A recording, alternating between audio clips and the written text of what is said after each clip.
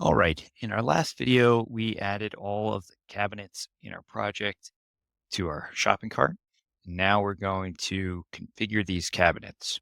So the most important part about configuring your cabinet is the dimensions.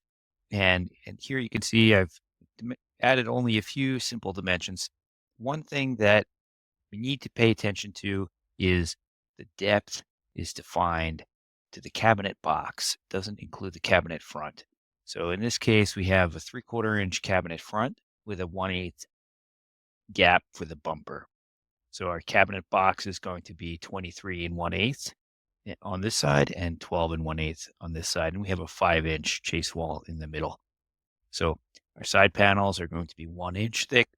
And so let's start with the island to three drawer base is going to be 23 3/4 by 23 1/8. And the height is not defined, but I know that our height is going to be 30 1/2.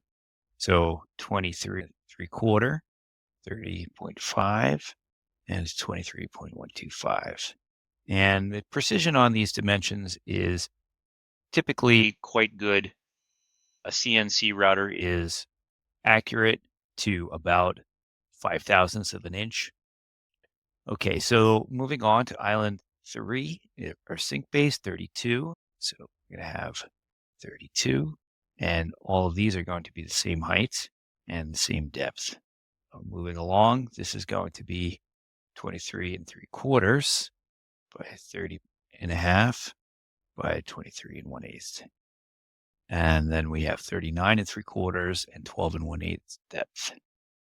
So now our dimensions are set except for the side panels, and their side panels are going to be 42, and the height is going to be 34 1/2. So there is no depth on these because it's just a single part. So the width will be the size of the island, and the height is 34 1/2.